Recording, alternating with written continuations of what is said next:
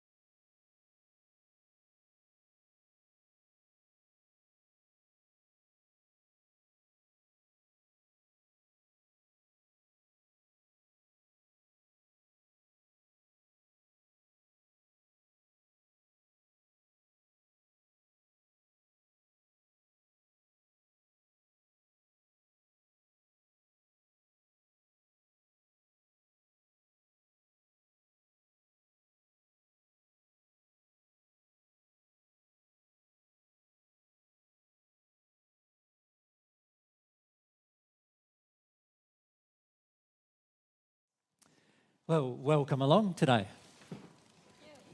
All of you who, many of you new faces, so I'm pleased to meet you. My name's Alan John Miller, and the lovely lady who's sitting behind the camera there is Mary Luck, and she's my partner.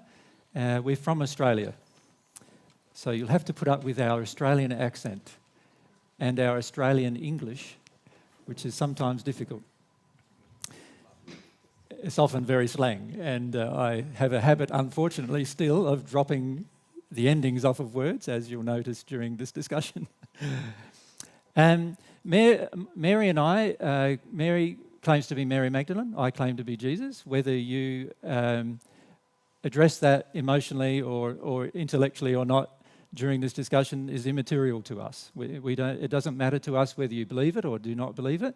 We would love to just have a discussion with you about a lot of different spiritual subjects.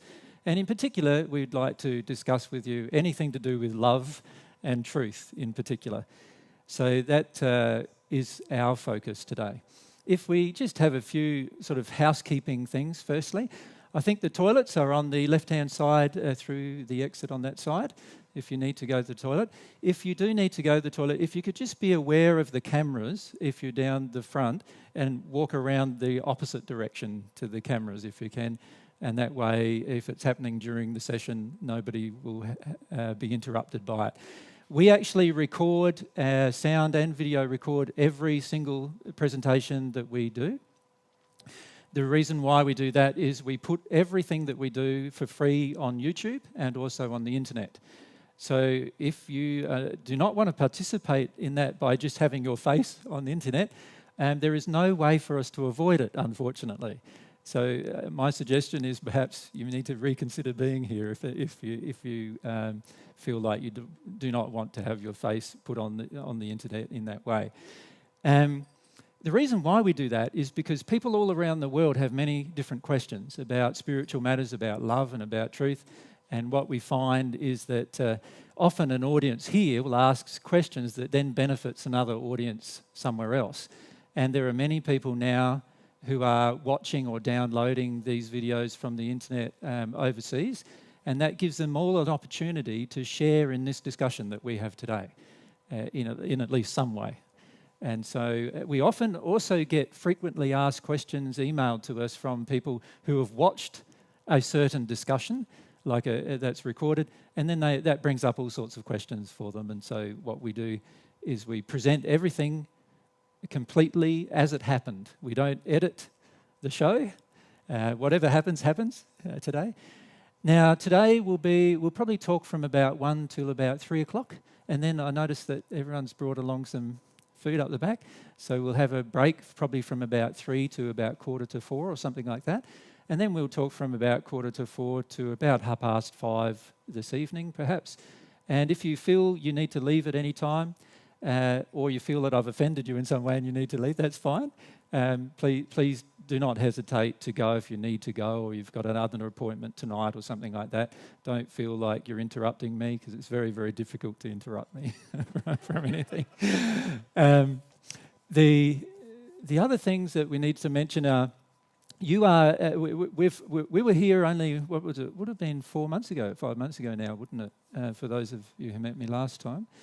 And we actually have only been home since then for 3 weeks. We've been travelling from the last time we came to Sweden. We went home eventually on that trip, and then we finished up doing a lot of travelling around Australia as well, which we only just completed 6 days before we left for this trip.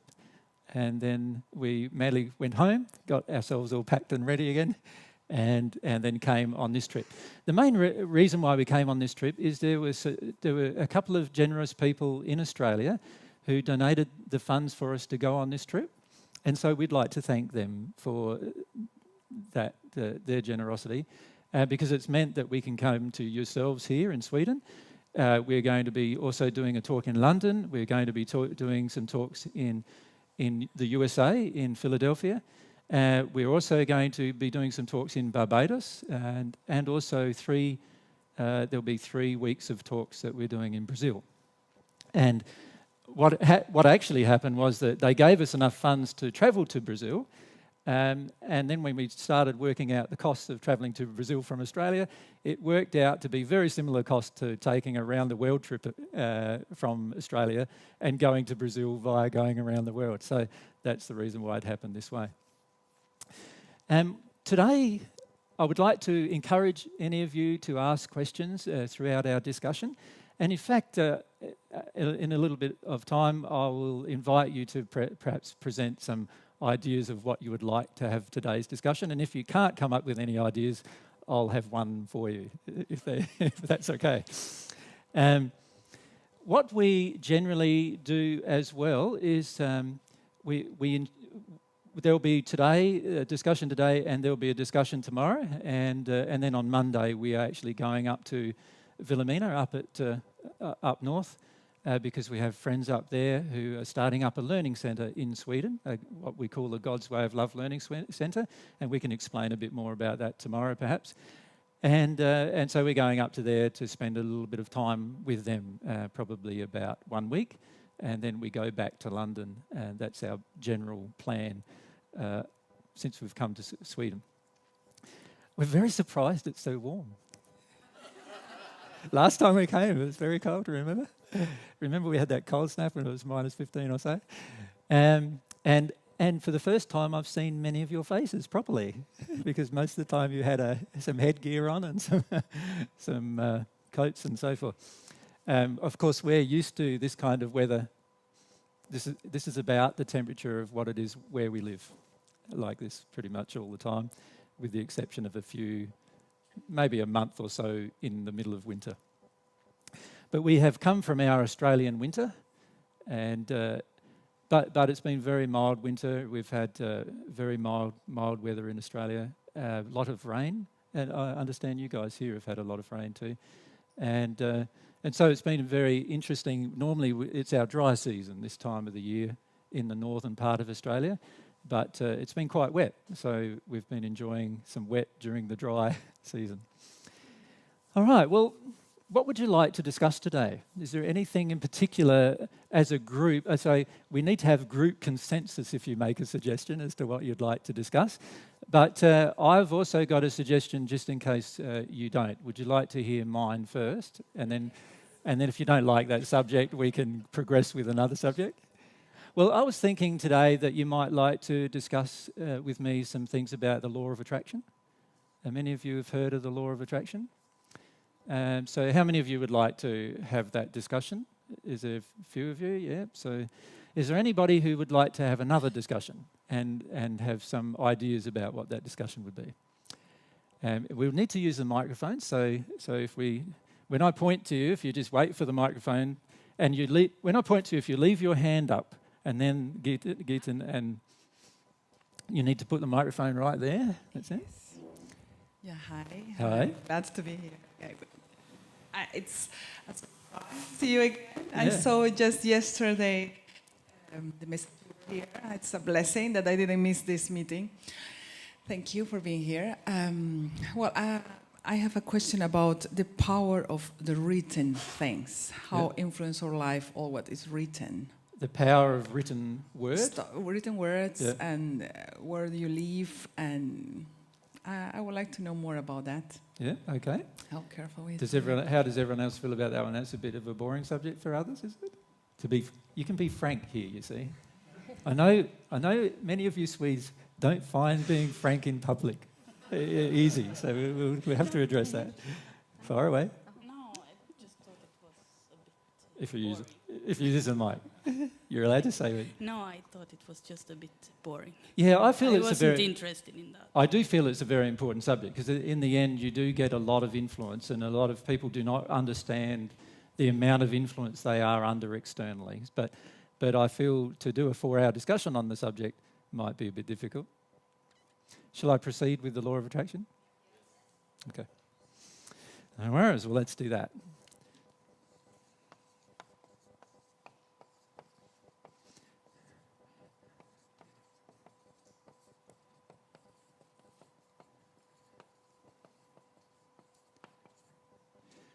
Okay. Now, I'm not going to have trouble with my microphone just flying around. It looks. All right. So what we're going to do today then is discuss this law of God that many of you have learned about. Many of you probably don't see it as God's law. Many of you probably see it as just a law of the universe or a law of nature, the law of attraction. Before we discuss anything to do with any of God's laws, I would like to sort of present a brief summary about some of the things that we need to be aware of with regard to God's laws. And so what I'd like is, if you have any questions during this summary, that you just do not hesitate to put your hand up and I'll point to you and you can ask the question that you need to ask. But there's basically two things to bear in mind with God's laws. Firstly, there is a hierarchy. There's an R missing in there, of laws. What I mean by a hierarchy of laws is that some laws take precedence over others and in fact have the tendency to make it seem like the law that they take precedence over is null and void in certain circumstances and situations. Now let's give you an idea of that. Let's say you've got a law called the law of gravity. Most of you have heard of that one? Yes? What goes up must come down, that kind of principle. Or if you throw something off, obviously the attraction of gravity will pull it towards the ground. Now that law, you could say, is what I would classify as a low-level physical law. It's a law that governs many parts of the universe. But there are other laws that supersede that law or take precedence over that law under certain circumstances. For example, the law of aerodynamics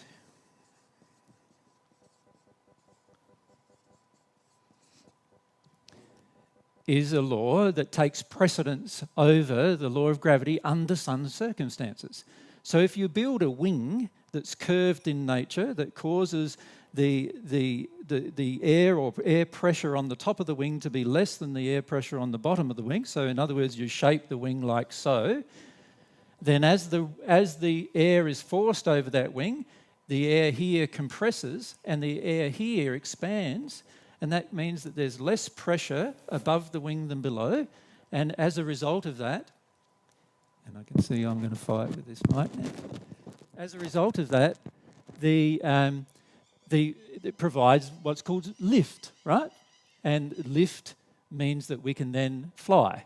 And when we fly, it's almost like the law of gravity no longer exists because we're now doing something that's completely like against the law of gravity. We're in a very heavy aircraft, often hundreds of tons, and yet it can fly and it make it seem like the law of gravity does not exist.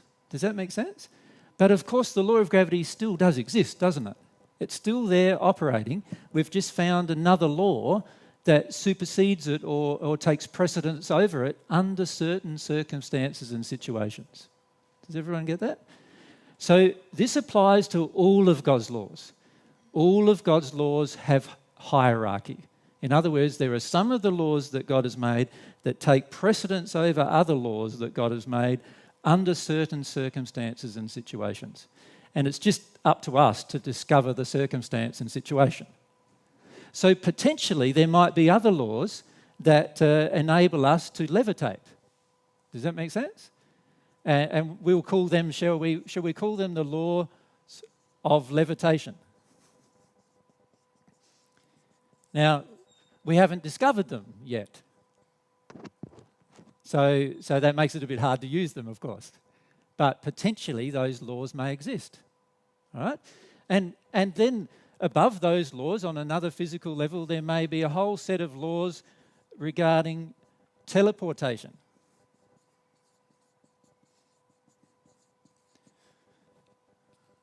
But we don't know whether those laws exist or not. But it's possible they also exist, yes? And at some point in the future we may discover them, and therefore once we discover them and know how they work, we then can engage those laws. And when we engage that law, it's like this law and this law and this law doesn't exist under those circumstances. Even though they're still there, we're now overcoming those, if you could call them, lower level laws. So what I'm suggesting, with all of the laws that God has made in all of the universe, is that every single law is a part of a hierarchy of laws. Everyone understand what I mean by that? So in other words, every single law has a position in which you can discover another law that can supersede, or it doesn't really supersede it, does it? It more takes precedence over it. In other words, it's more important under certain circumstances and therefore takes action. So first principle we needed to look at is that the laws have a hierarchy of some kind. Now, I have given a whole series of discussions that are available for download on YouTube about the hierarchy of God's laws, about how the hierarchy actually works. So I won't necessarily go into it here about the hierarchy unless you would like more details about the hierarchy as we're going through this discussion. Is there any questions about the hierarchy of laws? You can see how that works? Okay. So the second thing that's important to understand is the laws all have a scope of operation. They all operate upon something. So for example, have you noticed that the law of gravity it's very dependent upon an atmosphere, isn't it? In the sense that if there is an atmosphere in a certain location, so here on Earth, for example, you can engage the law of gravity, but if there is an atmosphere, so in other words, if you jump out of an aeroplane without a parachute and you engage the law of gravity there, but as the law of gravity is engaged, you accelerate towards the Earth, and then you hit a time where you can't accelerate any further. And I think the speed is around 200 kilometres an hour if you're just falling, and you can't accelerate much further because now there are other things. There's the pressure of the wind, or if you like, or the atmosphere against your body that prevents you from falling as fast as what the law of gravity would normally dictate. So if we lived in a vacuum, the law of gravity would mean that as we accelerate, we would continue to accelerate, right, towards the surface of the Earth if we were falling. But on the Earth, because it has an atmosphere, as we accelerate, we get to a certain terminal velocity, it's called, and then beyond that point, you can't accelerate any further, right? So you can see that the law has a scope in the sense that it has an area of operation, but under certain circumstances and conditions, it just can't work any further than it has worked already. Secondly, each law has a scope in the sense of what it operates upon. So we are very, very used in the physical universe to seeing all the physical laws. So you could say the law of gravity I'll just write things a bit more clearly than I am. So the law of gravity. Can anyone see the green easily? No, it's not very good, so we'll throw that one away as well. And we'll use the black. Has a physical scope in the sense that it operates upon my physical or anything with mass. So it operates upon my physical body, it operates upon anything that has mass. Now, if something doesn't have mass, or there's another law that involves it, in other words, it becomes a gas or some other kind of law involves, or there's an updraft, therefore the things with mass don't fall to the ground. And that's why we have clouds in the air that have millions and millions and millions of tons of water sitting up there, but because of different laws, not just the law of gravity, they stay in the air instead of all falling to the ground. Right? So the law of gravity has a scope of operation. Now, we can then assume that if the law of gravity has a scope of operation and the law of aerodynamics have a scope of operation and all the other physical laws that we see have a similar scope, then we must also see that if we're going to talk about a law of attraction, that it must also have a scope of operation. And if the laws that we've looked at, so the law of gravity has a hierarchy, or it's a part of a hierarchy, if you like. So if it's a part of a hierarchy, then it would make sense that the law of attraction is a part of a hierarchy of laws. It's a logical conclusion that we can come to. So, the law of attraction, we could then state, is a part of a hierarchy of laws, and it has a scope. It has a scope of operation. What does it operate upon? Well, the law of attraction operates upon very similar things to what all the other laws operate upon, or many of the other laws operate upon. So let's look at the types of things that the laws can operate upon. Firstly, there is everything in the physical universe. So there we're talking about anything that we can see with our eyes or measure with whatever equipment that we've currently come up with measuring. And even some things that we can't see with our eyes still exist, like, when we feel the breeze on our face, we know that we're feeling and we're breathing oxygen. It's something we don't see, but it is definitely something that we feel and benefit from. So we know that there are physical laws that affect all of the operations of those things. So you could say the scope of God's laws include physical, whatever is happening to us physically. In addition to that, we have what is called a spiritual body or a spiritual form. And there must be laws, just like there are laws that operate upon our physical body. There must also be laws, it would make sense that there are, that operate upon our spiritual body. So you could say part of the scope that we have about the laws will be spiritual in nature. In other words, they'll operate upon the material that makes up our spiritual body.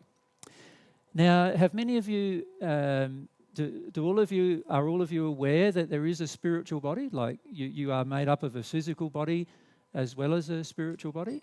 Most of you are aware of that? Because I'm very happy to digress on some of this discussion and fill in the gaps if you're not aware. So just yell out if you're not. So you could say that part of our nature is that we have a physical body. So there's my physical body, drawn very quickly, and there's my spiritual body. The two are joined together through a cord. It's called the silver cord. And also, many spirits are not aware of, but we are also one half of a soul. So this part is our soul, and that's our spirit body and our physical body. So the laws, all of the laws, operate upon the physical body. They also operate upon the spiritual body, and they also operate upon the soul. This being the half of ourselves. So you could view your physical body just as a robot that your soul uses in the physical world to express itself and experience the world. Does that make sense? And you could use the spirit body, if you could view it this way, as a more finer construction of material that has a different set of laws that determine its construction. It has a genetic structure still. And this spirit body can only exist it exists in all forms in the universe, but it only can be seen by other people who are in the same body, if you like, most of the time. Although many of you at times have seen a person in a spirit body, or potentially. The reality is that we can eventually see a spirit person, but you could still view that as a robot used by the soul to express itself in the spirit world. Does that make sense? Right? So what I'm saying is that this is the real you, and these two things are just the robots that the real you, or the mechanisms, the physical structures that the real you uses to express itself. Yeah? Does that make sense to everyone? It's very important that you understand that, because we want to understand that the scope of the laws operate upon the three parts of our nature, not just on the physical level. And in fact, what you will find is that there are far more laws that God has made that actually operate upon the highest part of our nature, our soul, than there are that operate upon any other thing in the universe. So there are far more laws that operate upon the soul. And if we define the soul as the real you, that's your personality, if you like. That's the person of yourself, the personality. It's the emotions that you have, the desires that you have, the passions that you have, all of the feelings that you have, and so forth. That's the real you. And you know, sometimes what goes on in your mind is not really the real you, actually, because your mind can be influenced by other people quite readily, if you think about it. Somebody can drop a thought into your mind, but it's very, very hard to drop a feeling into your soul without you being open and aware of that occurring. Okay. Is there any questions so far? Yeah, if we wait for the microphone. Can you wait for the microphone there? Thank you. I just can feel that I'm reacting on what you say about personality and real you. For me, personality is something that is created by our lives and our mind very much. Personality is, for me, not the essence of the real me. Well, actually, I would say your personality is made up of two things. Firstly, it's part of what God created as a part of your being, but then also it's about your experiences. So it's a mixture of your experiences along with what God originally created or intended. So every single person that God's ever created was created differently to every other individual, and that's a part of what I view as their real personality. Often what a person portrays to the world is not their real personality, but rather a figment of their mind during their life's experience, which is not the same thing as their real personality. Does that make sense? Mario, with that slider I noticed, just as a side point, whenever you put your finger on it, and slide it, if we set that level of that mic just once and leave it, you'll find that there's something wrong with that slider. I just noticed that just as I was setting up. Yeah. Can you just speak into the mic again for me? You can say anything you like. Yes, okay. Yeah. That's better. Now I'm with you with the personality. There is a difference. There are like two personalities. One that is created by this life, and then the real personality that you came here with your soul. That you can also connect to and develop. But many people don't, because what they do is that personality is often suppressed by their parents in favour of what their parents want the child to be, and as a result the child goes up with seemingly a completely different nature than what God created the child to actually have. So when I'm talking about personality here, I'm talking about the real part, the one that God created, not the part through the experience that was created. Does that make sense? Yeah, and it's very important for me to make a clear difference there. Sure. Yeah. Yep. Good. Okay, so if we call the soul the real you, right, then what I'm saying is that the laws operate upon the physical part of you, which I don't believe is the real you, because at some point in the future, that part will probably die and will be decomposed into the elements that compose this physical universe. And after all of that occurs, in the end, you'll still be you. So that's not the real you. And in fact, there is the potential that the spirit body as well may die. Nobody really knows that, but there is that potential that the spirit body will die. And but my feelings are the soul itself was created to live eternally, right? And in fact, to expand eternally. But the laws operate upon each one. So if we're going to examine the law of attraction, we've got to expect that the law of attraction is going to operate upon these different levels of ourselves at different times. Does that make sense to everyone? Okay. So any questions before I proceed? Yeah, if we wait for the microphone, it's just around the back through. Just if you can remember to wait for the microphone, otherwise everyone won't hear. As you mentioned, how the personal body and the spiritual body was in comparison with the soul, you mentioned the word robot. I wonder if there is a special reason why you choose that word, or No. could you as well use tools for the soul, or? Yeah, there's no special reason. You'll find with me, generally, I'm a pretty plain speaker, and there's no hidden agendas. So when I use the term robot, it's just a way of saying it's a living organism that is used by the entity of our soul to express itself. And the soul doesn't need that living organism to exist. So, and this is why I sort of view it like a robot almost, like it's something that's automated by the soul, something completely different. Yeah, for me, many words seem that they might be not the same. I agree.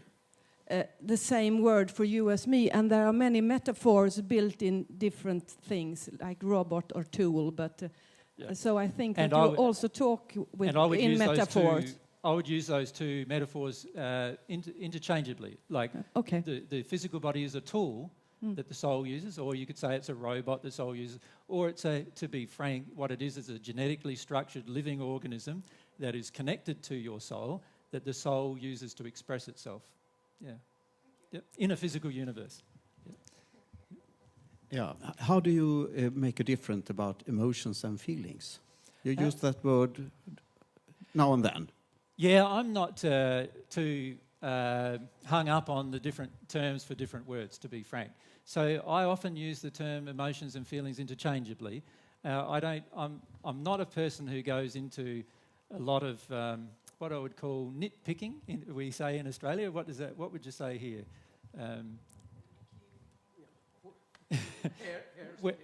Hair splitting. Yeah, so I'm not the kind of person that will hair split about different words. My feelings are that emotions and feelings, while you could define some feelings as specifically as feelings and some particular sensations you have as emotions, in the end, the way that I normally think of feelings are as something that you physically are able to sense through some of your input structure, which is your body, whereas emotions are something that come from within yourself, if we wanted to separate the two. But I sometimes don't bother separating the two in a discussion like this. So often I feel the soul is like a storing house of all of the different feelings and sensations that we've had throughout our entire existence, as well as all the different emotions that we've had throughout of our entire existence, as well as all the different belief structures that we currently possess, and also all of our intellectual nature, all of our personality, all rolled up into a ball, if you like, and I would call that our soul or our true self. And our true self can be damaged, I feel. So a lot of people believe it can't be, but I feel that our true self, and I don't mean the self that God created us to be, but the self that we've embraced through the process of our life can get damaged through the choices that we make in particular. But also the choices that other people make can damage our true self. but I would still look at the feelings, the emotions as all being a part of the soul, the actual real person.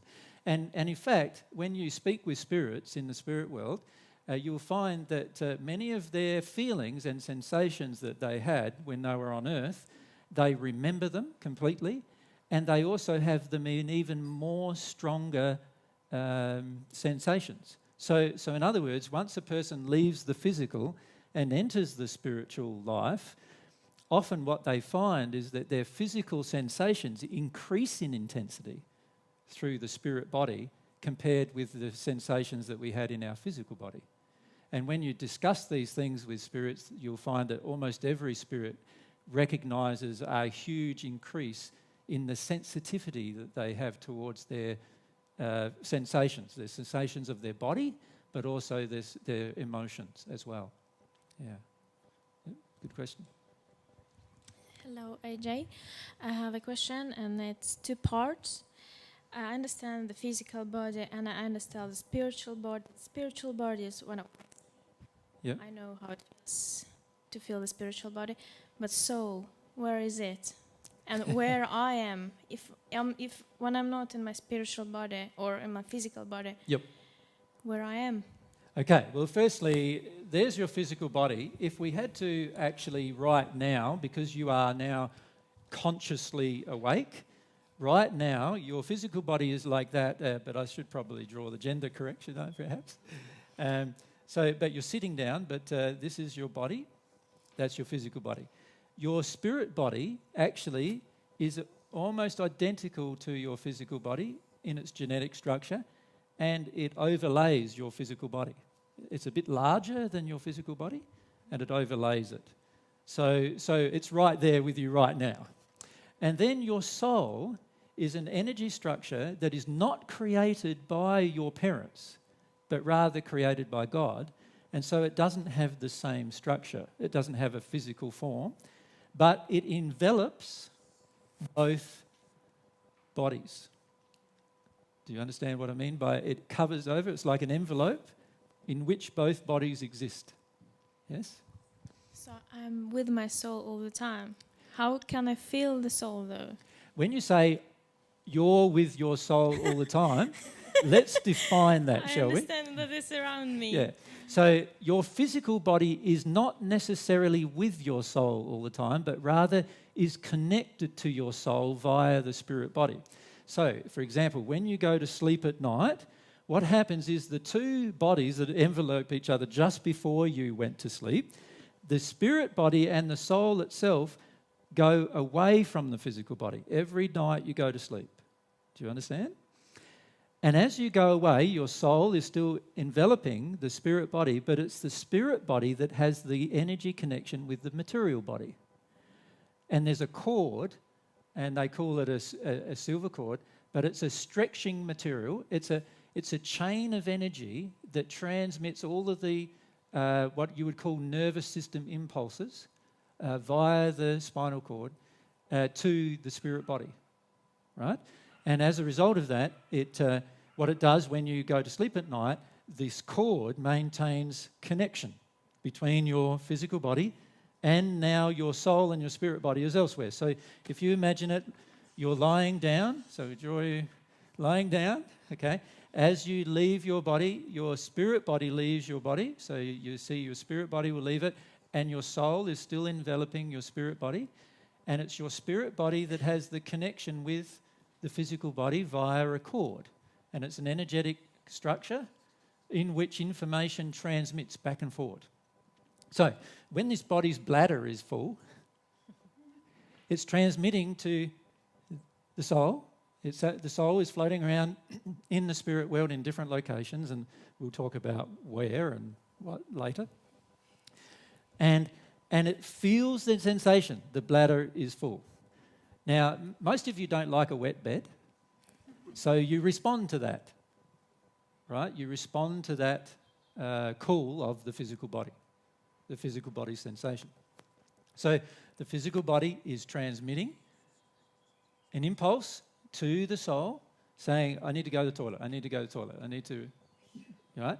And because you have to wake up to do that, unless you're willing to wet the bed, then the body comes back and overcloaks, and then you get up, go to the toilet, go back, go to sleep, and then you go back to the spirit world again. Right? So this is what happens every single time you wake up from a sleep. There's a call coming from your body, from your physical body. And I'm just sort that out. It's going to be a bit of a nuisance. I'm going to have to definitely strap it down at some point. And so you now have this process going on between the bodies. Just need to have a drink.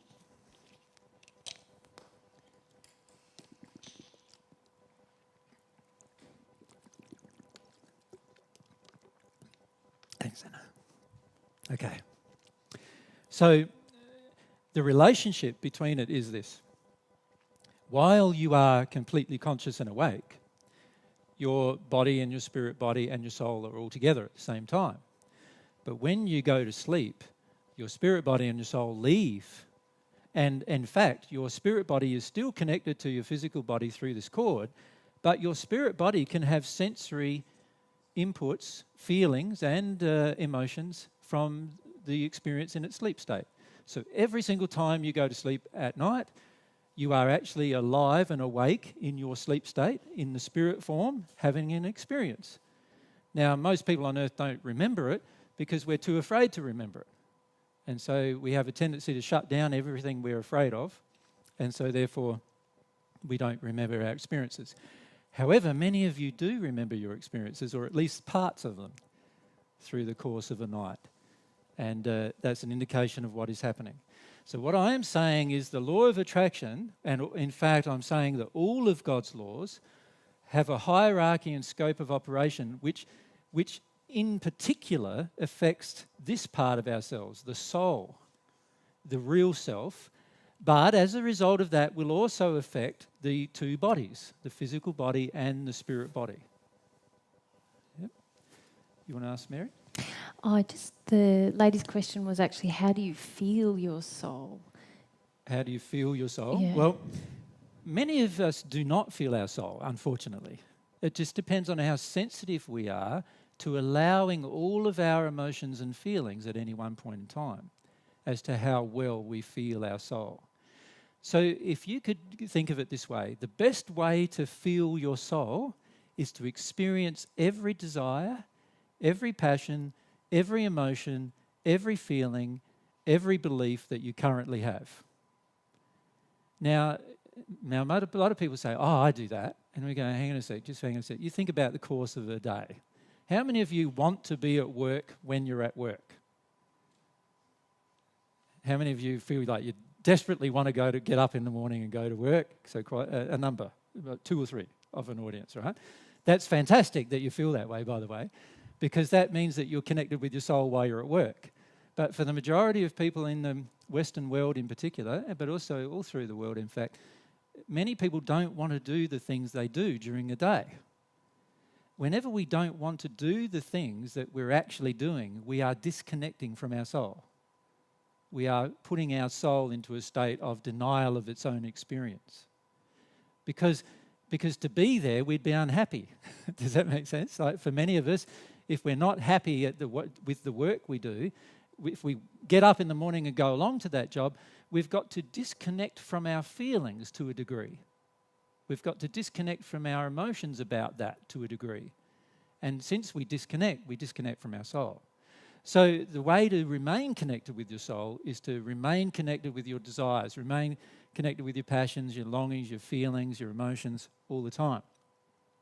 In addition, do what they ask you to do when they're in harmony with love. So the rest of us who didn't put up our hand about the job, if we were truly connected with our soul, we'd wake up in the morning and we'd say, I don't want to go to work today. And we wouldn't. We wouldn't go to work. Now, a lot of people go, well, that's pretty impractical.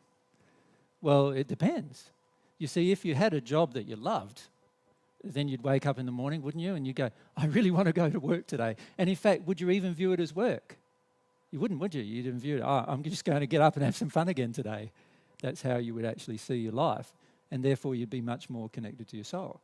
But for the majority of us, we've learnt through society pressure and different problems that we face during our life, we've learnt to suppress our desires and passions in favour of a practical existence, what we view as one. And unfortunately, we disconnect from our soul doing that. So to truly connect with your soul, you've got to stay connected with those desires and passions, those longings, and live in the truth of it. Many of us have a partial connection with our soul in that we do connect with what we like and what we don't like. But unfortunately, we don't live in the truth of it. In other words, we have a tendency to ignore it too many times. So we ignore what we really would like all the time. You think about it in a relationship. Quite often in a relationship, there will be a feeling of discontent about something. And then what we do is our head clicks into gear and we go, well, if I raise that, the last time I raised that, she got really angry with me about that. I don't know if it's wise for me to raise, and last time she raised it, we didn't have sex for a week and it was just terrible. And the last time I raised that, she was pretty bitter with me and, and I go, well, I don't think I want to raise that. But our soul is really saying that we need to raise it still. And so this is where we start to do compromises.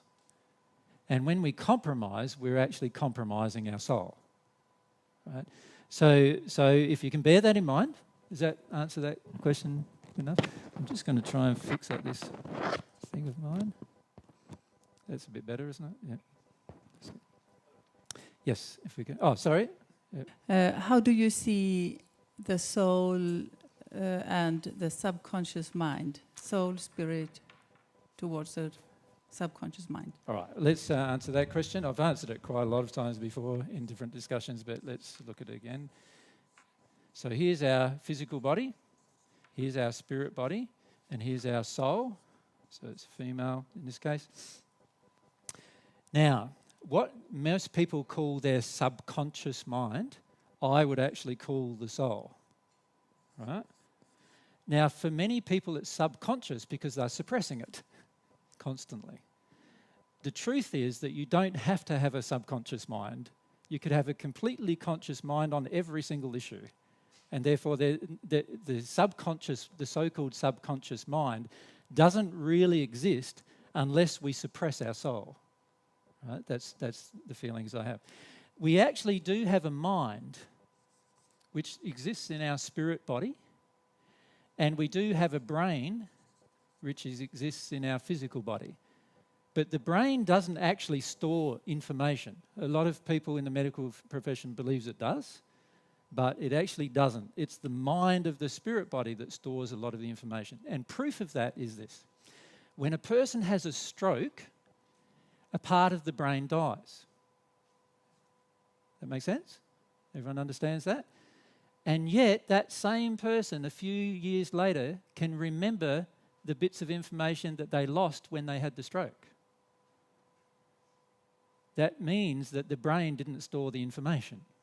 The information must be stored in some other location. It's quite logical, isn't it? Yep. And the information is stored in another location, yes. The brain is actually a living organism that helps this robot have the experience of the sensations that it is gathering through the experience. And those sensations, as I pointed out to you, are passed to the spirit body, and then those sensations that happen in the spirit body are passed to the soul. And the soul remembers every single experience from the moment of your incarnation. Yep. Well, can you imagine a society in which we're all the time connected to our soul, and that this would not be chaos, but there would be some hidden harmony in the world? Yes, well, for us all to be connected with our soul and for there to be no chaos, we would all have to be in harmony with love. That's my belief. So as soon as one person got out of harmony with love, they would begin to create chaos if they lived in their soul. So that, I feel, is a good reason to put the onus back on all of us individually to learn to live in harmony with love with everything that we do. when we live in harmony with love, there would actually, in the end, be no chaos and everything would be very orderly, but also everything would be done with passion and desire and be joyful. And I do imagine a life like that. In the spirit world where Mary and I have lived for quite some time, there are places above the 8th dimension of the spirit world that are completely like that. That every single person is living in harmony with their soul and not a single bit of chaos.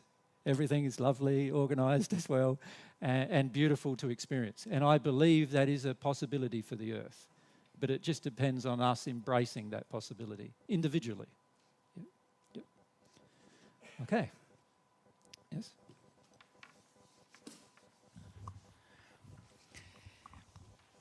My question is about the mind.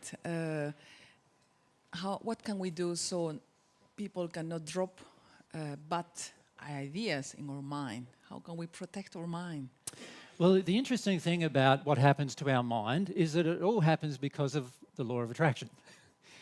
So if we understand how the law truly works, then people would, once we work through the issues of understanding it and we actually work through why, then nobody would be able to drop a thought into our mind that we acted upon without us being conscious of the action, right?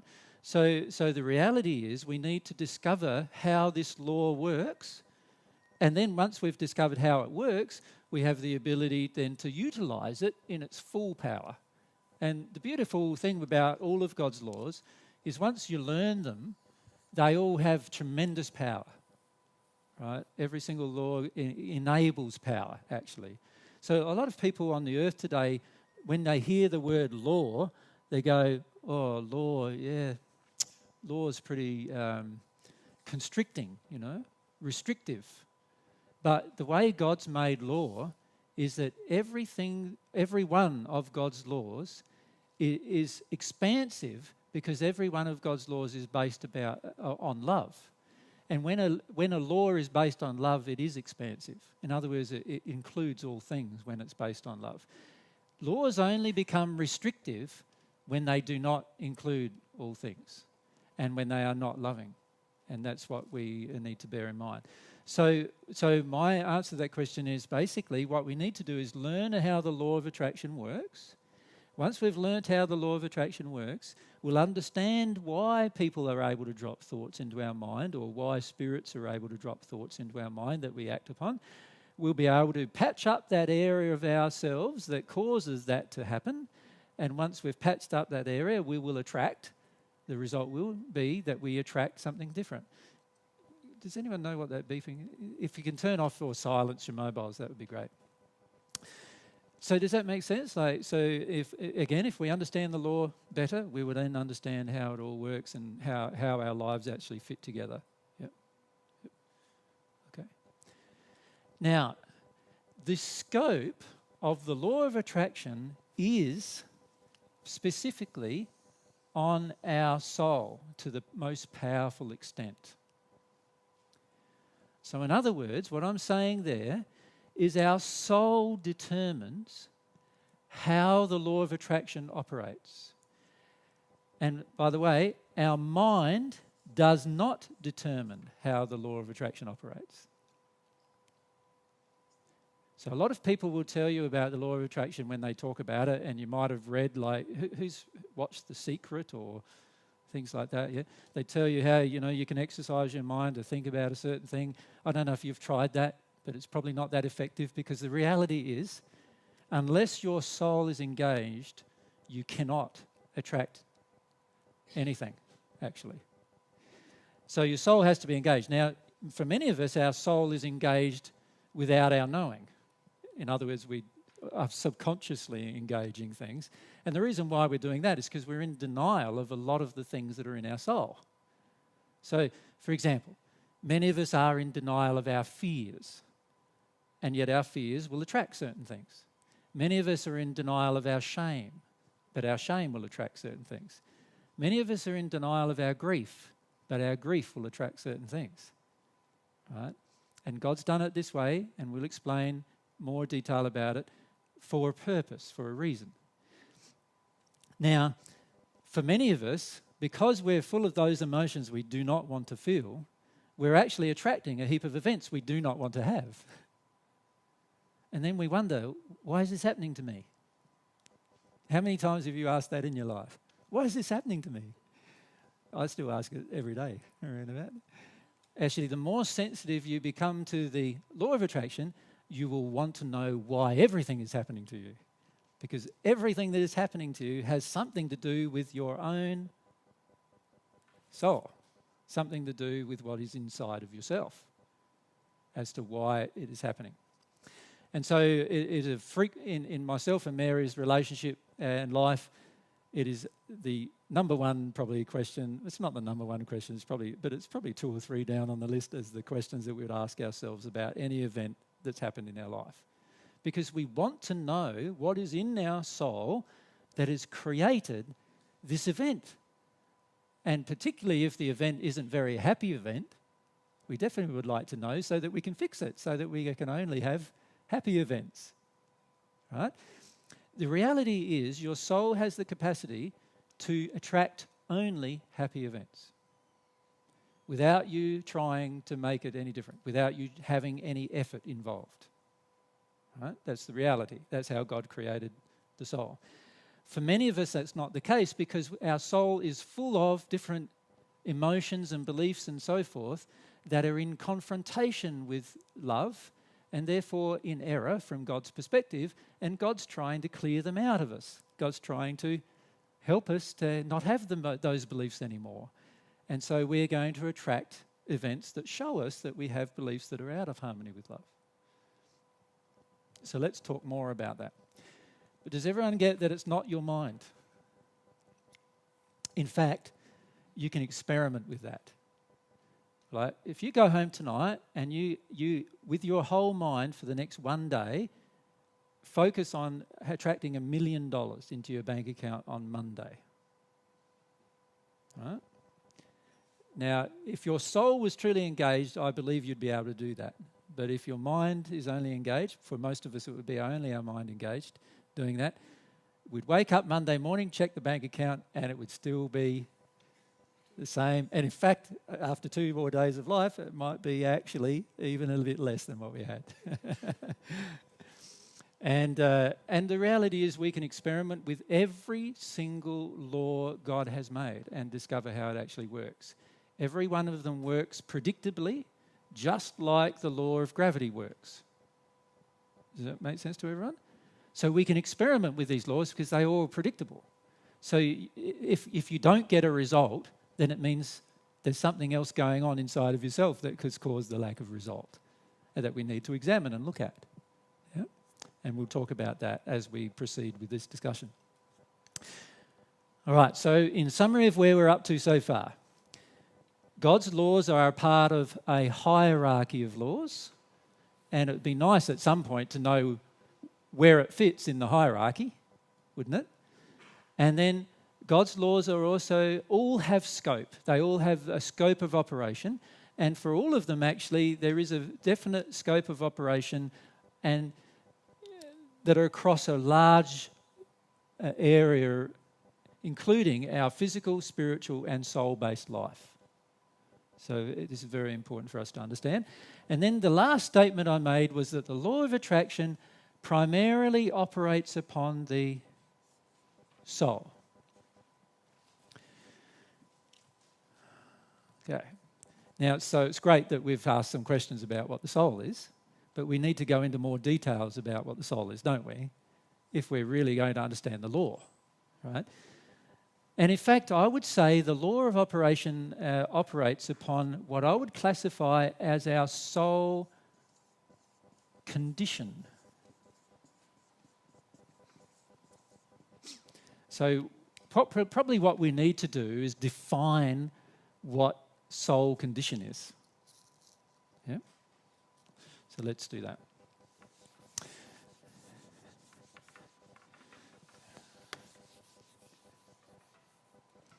So this is the thing we're looking at, the soul condition, and we're trying to define it now. It is the total of all of my emotions, feelings, beliefs, you want to add more? Desires, good. So let's add some intentions, even so it's even a part of what I'm going to do in the future, not just what I'm choosing to do right now, but what I intend to do is even going to attract some certain things as well. Anything else you'd like to add to that? If you can think about, yes, if we go over here, thanks Rita. If we can wait for the microphone because everyone can hear then. I think it's part of belief system programmings and Konditionierungen, conditionings. I think it's a Good, different yes, word, like in German, Konditionierung, like what we trained to be since childhood, programmings. So could we call all that childhood conditioning? Yeah, Yeah. and programmings, Yeah. yes.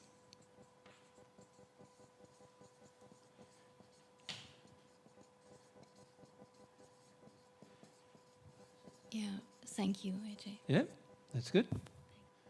Yeah. Anything else we could add? Experiences, very important to add to our experiences, yes.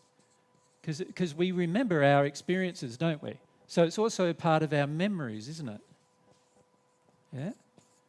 So, because obviously if you don't have a negative experience about some particular area, then obviously you'll come into a situation that has that happening and you'll be fresh. You won't have a preconditioning. But if you have a memory of something bad happening in a previous example of that kind of situation, then you'll come into this new situation with conditioning, with some kind of changed way of looking at it. Yeah? Yeah. Is there anything else you could think of that would add to it? Now, I think I've written down some additional things. So that's a lot longer, so I'll read it out. Your passions, desires, longings, moral beliefs, moral condition, aspirations, pursuits, emotions, feelings, intentions, loves, dislikes and hates, fears, religious beliefs, scientific beliefs, love beliefs, mental aspirations, and beliefs. All of that makes up your soul and its condition. Right, so that, and by the way, this outline, if you want to download it, it's actually on the net, on our website, so I'll give you the details of that later. So we have the sum total of all of these things that are what is going on within our soul. So our soul has all of these things added together, and that makes up what I would classify as our soul condition. And that is what's going to drive the law of attraction. So can you see it's a bit more complicated than just going, oh, I can think about something and it will happen type of thing. Yeah. We need to understand ourselves to really understand what our soul is going to attract.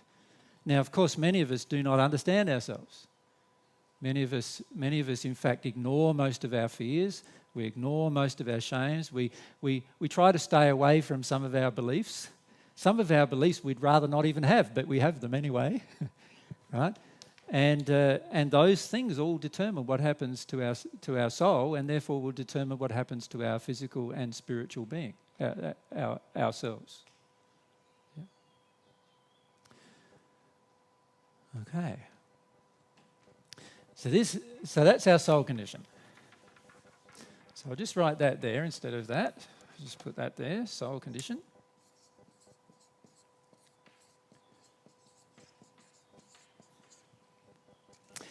The question then comes, can you change your soul condition? Yes, of course. So the fact that all of these things are changeable to a large degree means that we can change our soul condition. If you can change your soul condition, then you can change what you attract. So how do you attract new things? You don't attract new things by trying to attract new things. You attract new things by trying to change your soul condition. And your soul condition will automatically attract new things if it changes. Now, this is in both a positive and negative direction.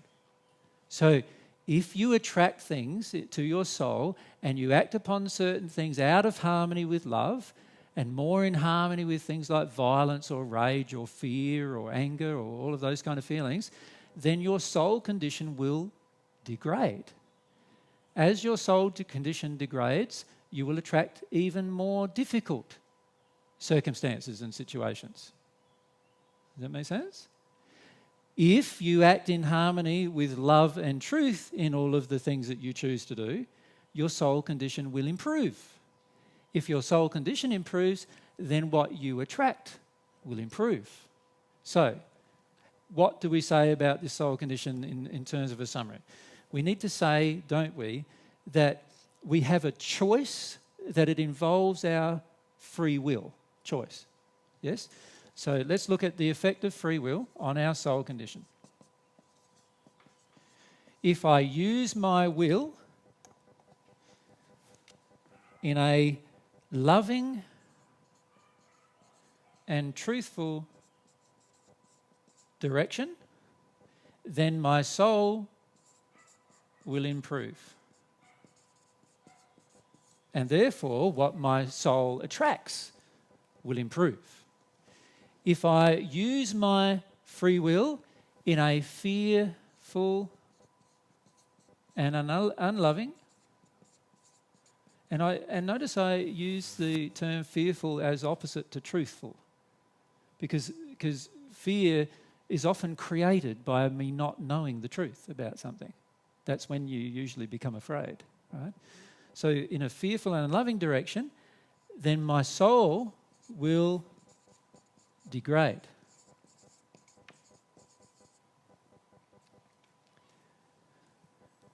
So, this is very powerful to know these particular things. Firstly, remember that it's not what I intellectually do that determines what I attract, but rather it's what my soul is already doing that determines what I attract. Right? And what it's doing is it already has feelings, it already has emotions, it already has beliefs, it already has all of these conditionings and everything else in it that is automatically attracting specific events and situations. And we'll look at why in a minute, why God's designed it like that. If I understand that, then I can understand that if I am loving and truthful and use my will in a loving and truthful direction, then I have the ability to improve this condition and therefore, by effect, improve what I attract. If I operate my soul in an unloving and fear-based direction, my soul will degrade in its condition, and as my soul degrades in its condition, I will then begin to have worse feelings and worse emotions and worse desires, and even I'll have maybe even more damaged intentions, right? And that will cause my soul to attract much harder, more painful experiences as a result.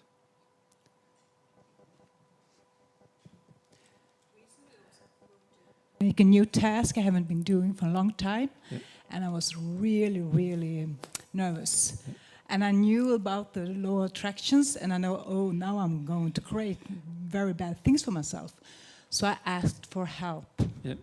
That's what I did. Yep. I asked the universe, God, to help me. So this, I know I'm nervous, so please help me. So I will create a good experience. And it turned totally around. I have a real good time. Yes. If we can point out that it's not just the emotion that exists inside of you with regard to the law of attraction, but it's your consciousness of it that drives a lot of what happens.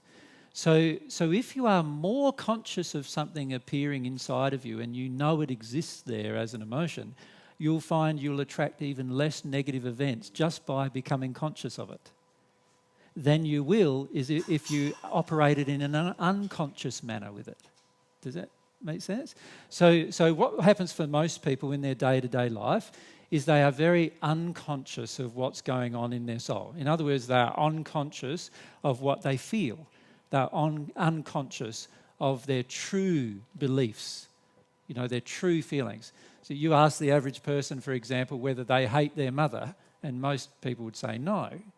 But when you start discussing with them how they actually feel about their mother, a fair majority of people finish up saying, well, yeah, I don't like her very much. And so therefore feeling, often specific feelings in their soul towards her as a result, right? And so we often want to remain unconscious because we're afraid of actually facing up to the truth of a lot of our emotional state. Once we go out of that fear and into a condition where we want to see that we're a certain way, so in other words, in your case there, wanting to see, yes, I am nervous. Now we're in a state of acknowledgement of a particular issue that we face.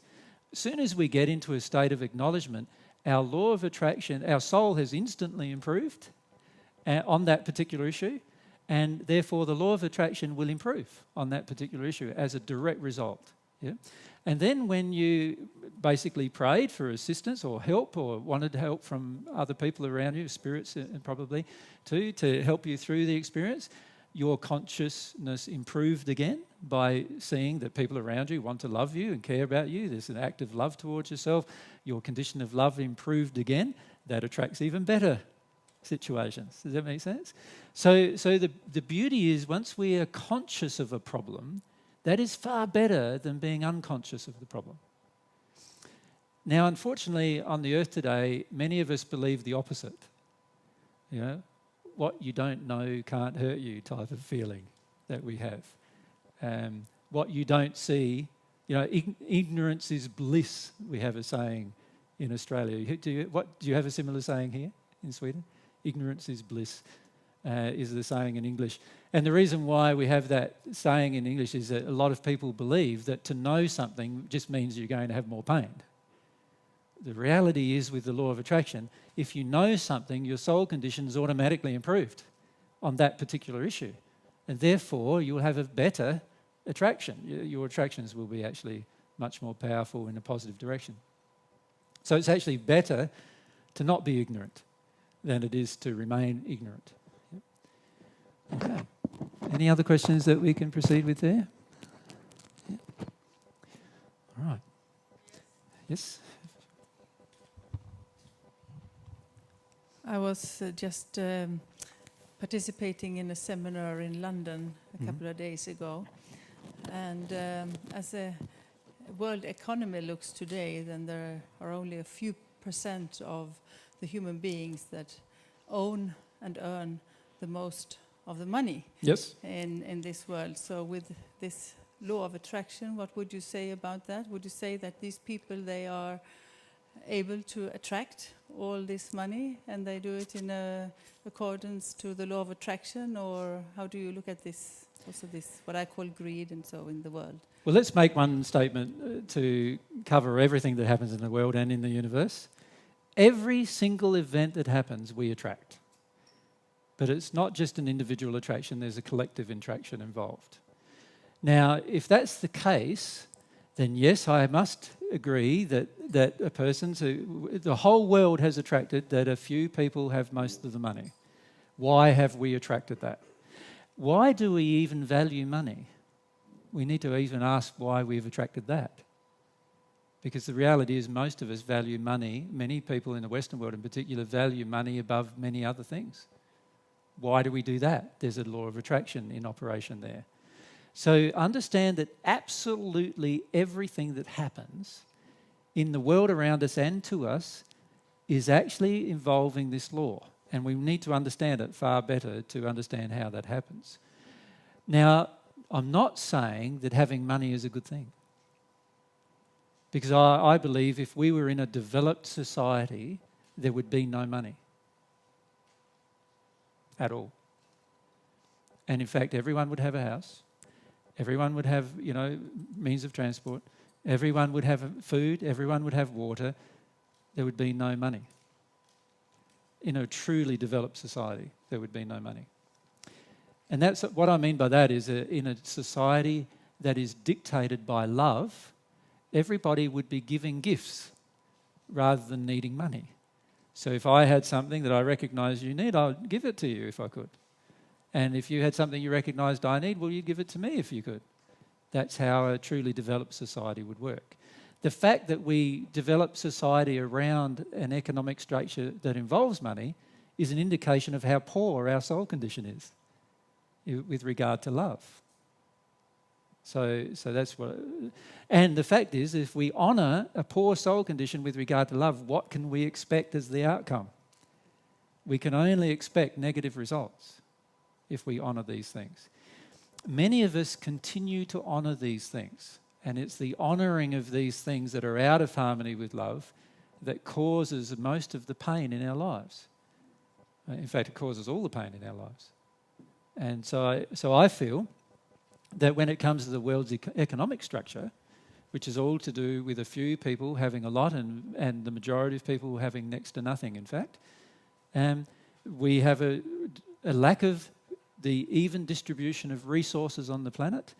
And why would we do that? If we loved each other, we would not do that. So it's only greediness and other types of emotions that are part of the soul condition that drive those actions. So many times people who have a lot of money have a lot of greed inside of them as well, many times. And in fact, us in the Western society have more greed than many of the people in other societies because we have more money and we're not willing to give it away. We're not willing to share it. You know, Sweden is one of the few countries that has a more open policy with regard to immigration, yes? If you compare your immigration policies with immigration policies of most of the Western countries, you'll find most of the Western countries don't have similar policies. And in fact, many of them are so tight that they won't let somebody who's being raped and hurt somewhere overseas to come into their country in order to protect them. That's a lack of love. It's love that's driving these things. So what we will find, in fact, is that God's law of attraction is actually very much based upon his even higher laws of divine love. So you'll actually find that love is the underlying reason why God created this law, and we want to discuss that now, I feel, as to how love is involved in whatever happens with regard to this law. Yeah. Okay.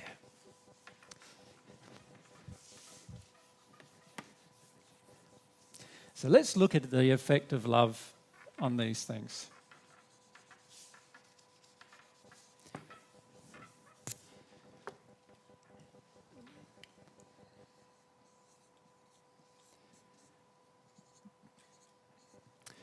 Now, love is the most powerful force and also the most powerful emotion you will ever experience. Could you agree with that, do you think? You think about how, when you fall in love, what happens to the rest of your life.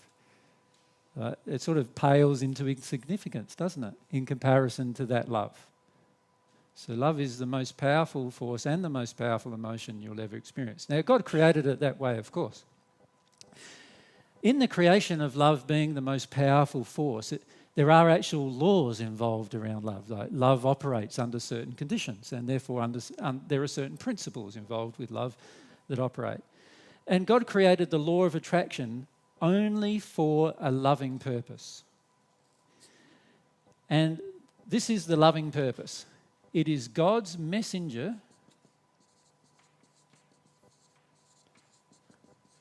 of truth to you.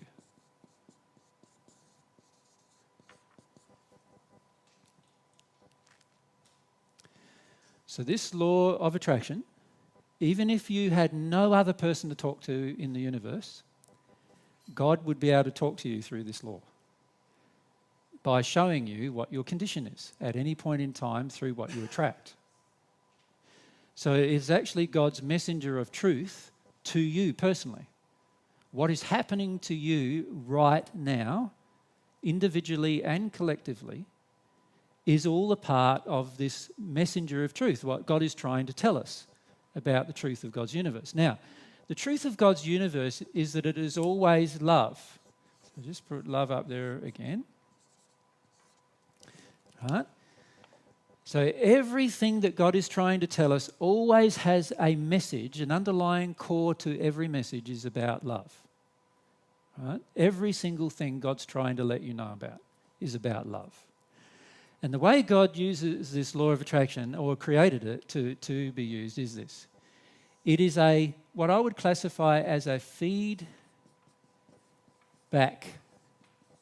system. Do you know what I mean by a feedback system? Yep.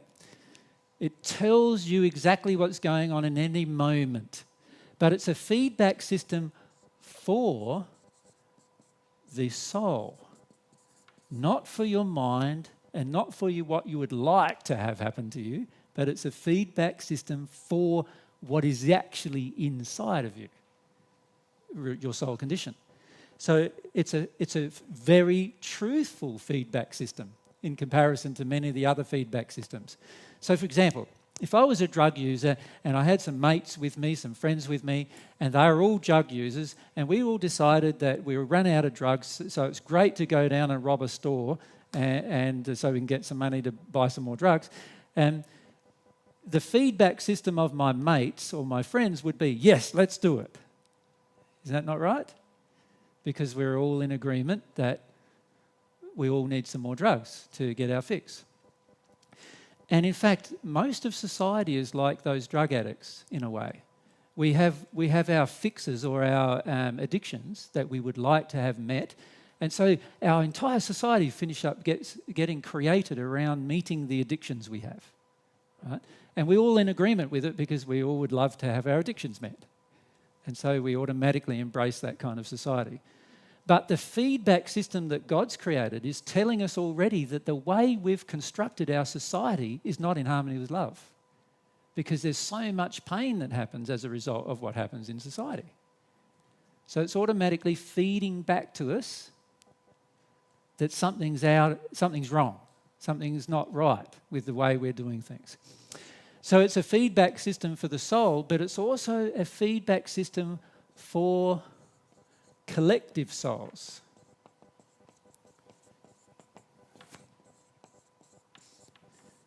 So it's not just a feedback system for my soul, but it's a feedback system for all of our souls, whether we're aware of it or not. So God's created this beautiful feedback system based around love that's trying to tell us the truth of every single thing that happens to us. And basically what he's trying to tell us is that's out of harmony with love, that's in harmony with love, that's out of harmony with love, and so forth. It's a way of measuring what's in and out of harmony with love. Yeah. Now, if we see the law of attraction as that, can you see we're going to enjoy it rather than fight it? See, what happens for many people once they learn about this law, they go, why is this damn law of attraction bringing me this thing? Right? Whatever the event is. Instead of going, it's beautiful this law of attraction has brought me this thing. All of God's laws are loving. Everything we attract is loving in the sense, and I don't mean that everything that happens to us is loving, I mean everything we attract is loving in one sense, and that is that we have the opportunity to learn about love through whatever we've just attracted. There's a message system going on here. So if we refuse to connect to God, which we're allowed to do if we want to, like God's not saying you have to connect to me and if you don't, I'll strike you dead. Now, a lot of religions would like to have that as an idea, but it's not true. How many of you have sworn at God and still not be struck dead? So if that's the case, then that probably is proof that God's not going to strike you dead no matter what you do, right? And there's plenty of people that do very, very negative things and they never get struck dead. So that tells me that God doesn't strike people dead for a start. Secondly, we need to understand that the law of attraction is the messenger that God has to allow us to exercise this other gift of love that we have, which is, remember I wrote it before, this gift of free will. So this is a loving gift God gave us, and God's basically saying to us, look, if you use your free will in a loving and truthful direction, then you'll find the law of attraction that I've made will operate beautifully for you all the time. But when you use your free will in a very negative direction, in an unloving and fear-based direction, then you'll find my law of attraction will be the messenger of truth to you, telling you that actually something's wrong, something's going on. Now, this applies to absolutely everything that can happen to you, even every disease that happens to you, every illness that happens to you, everything that happens to your body, every wart you have on your skin, every injury you get when you're chopping up the vegetables or something and you get an injury, that's an event telling you something that's happening in your soul.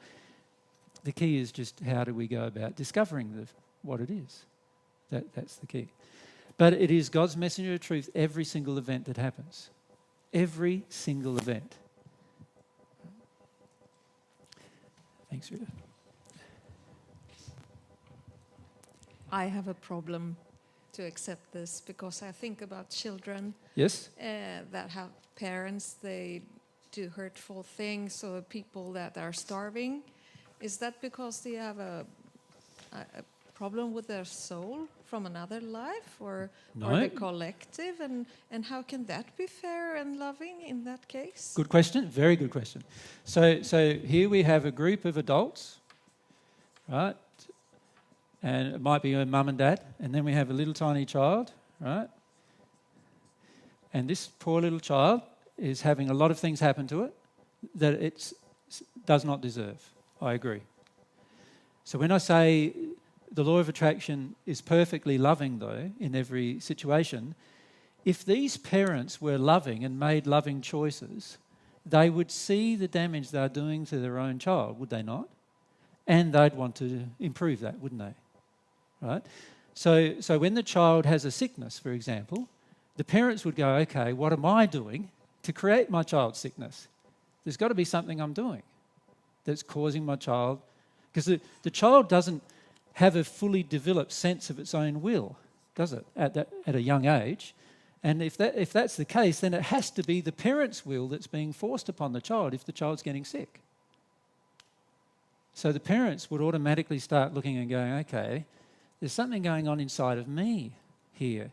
And to be honest, if I can't love a child, am I really going to be able to love anyone? You think about it. A child has no self-determination. They have an inability to protect themselves. They have no personal security that they're able to maintain themselves. They can't fight anybody because everyone's bigger than they are. Many of them at a baby age, they can't even feed themselves, clothe themselves, and care for their body in such a way to keep it clean. So they need somebody else doing it, do they not? Now, if we as a society and as parents see the pain in this child and yet think it's something that's happening in the child, we've got a problem. So the law of attraction here is telling us that actually we are the problem when these events happen. So you know the 50 million children that die of starvation every year on the planet, that should be telling us all something. But it's not, because there's still 50 million that died last year and we didn't change it, right? And they died of malnutrition. We didn't change it. So it's not telling us enough, obviously, right? There are over 300 million abortions every year. Right? And they're all children, they're all live children, of course. So that's telling me something. That's telling me that we do not love children as much as we think we do. Otherwise, none of these events could be occurring in a developed, loving society. They wouldn't be occurring. Right? So when I see a child being harmed in any way, the first question I ask myself is, how have I contributed to their harm? Because they're unable to protect themselves, they're unable to act themselves, so it has to be the people who are acting towards them that's causing their harm. And I'm one of those persons who's living on this earth, so I need to question how I've contributed to their harm. So when I see 50 million children die every year of starvation, I've got to look at how I contributed to their harm. If I was in a loving society, we would all do that. Can you see that? We often don't, because we go, oh, that's happening in Africa, or that's happening in Ethiopia, it's not in my country, or whatever. And that tells me that I don't yet love the children enough to understand what the law of attraction is showing me. The law of attraction is showing me something. The law of attraction is demonstrating to me that I don't love children enough yet. Because if I did, I wouldn't be sitting back idly in my personal life allowing this malnutrition and starvation to go on. Now then we go, well, what can we do to improve it? Well, there's literally hundreds of things you can do just living right here that would improve their situation. One would be to give up eating meat. That would greatly improve their situation. Because the reality is it takes 10 times more resources of this planet to provide the same amount of meat as it does to provide the same amount of vegetables. So that means that I'm using 10 times more resources than those children are. Now, to me, I would go, okay, if I really loved, would I continue to choose to do that? You see, these are all personal questions that we need to ask ourselves. The law of attraction is perfect in that it brings me the event. The event in this case is the harm of the child, and I'm now conscious of the event. So therefore, I was involved in the law of attraction that brought this event because I'm conscious of it happening. And now that I'm conscious of it happening, I need to do something with my life. If I'm truly sincere, I would exercise my will to do as much as I possibly can, given my circumstances, to actually undo this damage. And that means I'll need to make some soul changes. Yeah? You want to say some more? Thank you. Yeah, I agree with that. That's a nice answer, but it still doesn't answer about the condition of the child's soul. Well, let me point out that whenever parents become pregnant, and as soon as at the time of conception, this child is now absorbing the parent's emotions. Does that make sense? Because of that, it's now absorbing the parent's beliefs, it's absorbing the parent's feelings, this child is highly likely to grow up to be very, very similar in a lot of ways, in a lot of belief systems to these parents as a result. So the child already has a group of emotions in it that are attracting these events. Does that make sense? But it's not the child's fault. And what you're getting, I feel, confused with is who's responsible and who's not, right?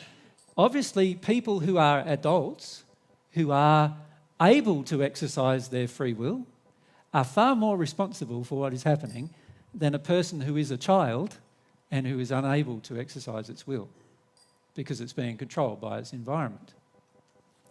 So from God's perspective, the law is acting primarily upon the parents, and it acts upon everyone, of course, without discrimination. But the parents are the ones who can be conscious of it, and therefore the parents are the ones who need to change. And yet it's interesting, I find when I have these discussions with parents, parents are very resistive to changing, very resistive. And it's interesting, they often talk about the harm that's done to children in other locations, and yet many times the parents are doing just as much harm to their own children right at that moment, and yet don't want to know about it. And in fact, we had a parenting seminar once. It was a 2-day parenting seminar, and the children came up and talked with me in front of their parents about how they felt about their parents and what their parents were doing and all sorts of things like that, which was very confronting, if you can imagine, to the parents. And yet, even with all of that, the parents were really angry and upset about the children doing it. Instead of just looking at, this is how my child feels, wow, like there's something I'm creating here. Yeah. So, Mary? I just wanted to maybe clarify or comment about what you're saying there. This has been a big question for me I had to emotionally resolve this question myself. Yes. And I think a few things resolved it for me.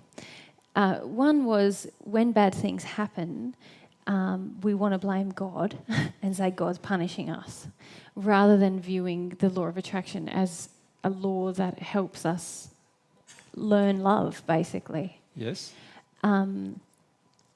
So when something bad happens, we see it as punishment, and we don't see it as an opportunity to learn about love.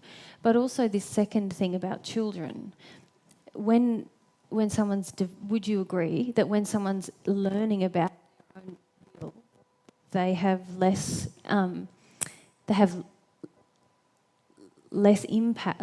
impact on the law of attraction, or the law of attraction is going to operate on things that they're unconscious of at that time, because they're still learning who they are and about their own will. Yep.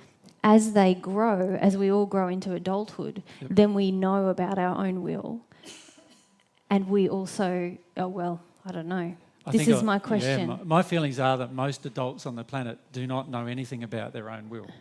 They've got no idea how their will and their choices affect everybody else around them, how they're affecting themselves, and all of those kind of things. So my feelings are that, for a start, most people on the planet have no idea how to exercise their own will. In a lot of ways, most people on the planet are like children in adult bodies. And in fact, if you look at the many emotions that people have in certain pressured events, they act like children in adult bodies. And that's an indication they have no idea how to express their will in a loving manner. Secondly, but I do feel there are some questions about blame and responsibility that we need to address here, and we need to address them quite clearly. Yeah. So just one other thing, if you could address, when other people have control over our will, I suppose that's about responsibility. Okay. Yeah.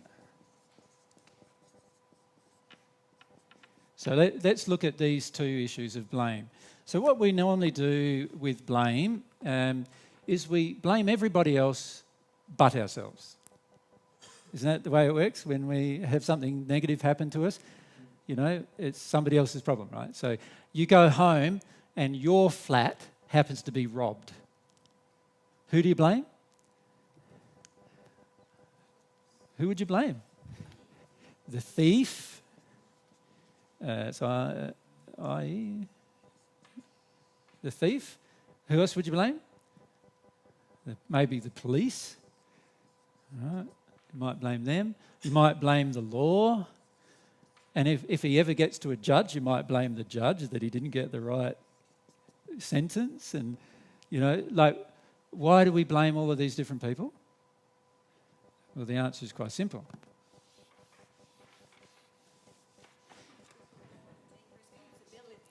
Well, no, I feel we blame them because they did it. They did it. They took the action. Like the thief stole your gear, didn't he? So you feel justified blaming him, don't you? Right? And so we have a tendency to go ahead and blame people. We even blame people who didn't have a part of the whole thing. Like the judge who sentenced the thief, he didn't steal your furniture, or he didn't steal from your flat. But we still, if we feel the judge's sentence is not strong enough, then we blame him too, even though he wasn't involved in the original theft. Right? So we have a tendency with blame to sometimes blame because the person actually did it, and sometimes we blame just because we can.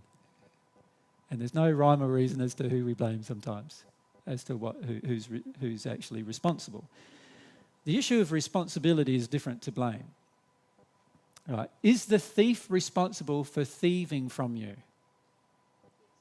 Yes, of course. So the thief is responsible. He is the person who made the choice to act unlovingly and take from you. But why did he take from you and not your next door neighbour? There's got to be something going on there, doesn't there? Here, how many people live in Gothenburg? 400,000. Okay. Around about. This thief had a choice of 400,000 people, and he chose you. There's got to be a reason. You must have invited him somehow, right? You must have invited him somehow. There's got to be something going on in the soul of you that needs this event to be confronted with a certain truth. right? And it could be just that you have a lot of grief about things being taken from you that you're not experiencing. And how is this grief going to come out of you if you're unwilling to connect to it? The only way it's going to come out of you is by an event being created where you're triggered into grief, and then maybe you'll choose to feel your grief now instead of trying to avoid it all the time. That could be just a simple answer to that event as to why that event occurred. Every single event has a cause. Now let's look at the issues of blame, responsibility, and cause,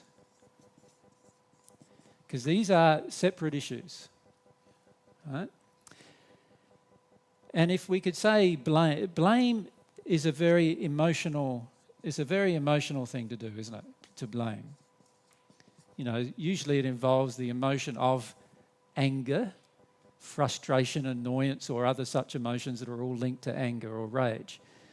So blame is an emotional process, and blame often is not accurately assigned. In other words, we often blame people when they're not really to blame, right? Because we can get away with it. We can get away with blaming that person without the person hurting us or judging us or punishing us some way. Oftentimes we blame the people who are easy to blame, because if we blame the actual person, they might hurt us the more. And so what we do is we choose somebody who won't hurt us more, and then we blame them instead. We have a lot of emotional reasons why we choose blame, and who we choose to blame is very much driven by our own emotional condition of fear, how much fear we're in. But there is a person responsible for any action that they took that is negative, that is out of harmony with love. And also, you're also responsible for every loving action you took. Right? So every loving action you took in the course of a day, you're totally responsible for. It's great. And every unloving action you took in the course of a day, you're also totally responsible for, and that's great too. Because this is how the law works against the person who, or with the person who is responsible. But the cause of you doing something is very different from taking responsibility for it. So why did the thief steal from your house? There must be an emotional thing going on inside of him that would cause him to make such a choice. Can you see that? And so therefore, there's got to be a cause inside of him that caused him to decide to go and thieve somebody's house. But the fact that he chose your house means there has to be a cause inside of you that caused him to choose your house, and not some other of the 400,000 people homes that he could have chosen. Can you see that? So he is responsible for the choice to go and thieve, and there is a cause inside of him that caused him to exercise his will to thieve.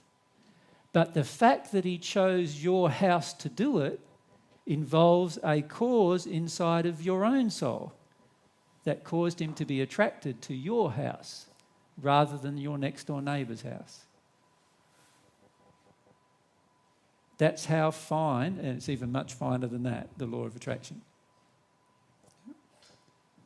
Is there any questions about that yet? No, fire away, go. Okay, I'm a bit nervous. I hope I can do it in the English language. It goes back to the lady who asked you, AJ, about how is it to explain, like Africa, other countries, children innocent born, starving, and you explained, and you explained, and I totally agree, that it started with the parents, yeah? And society.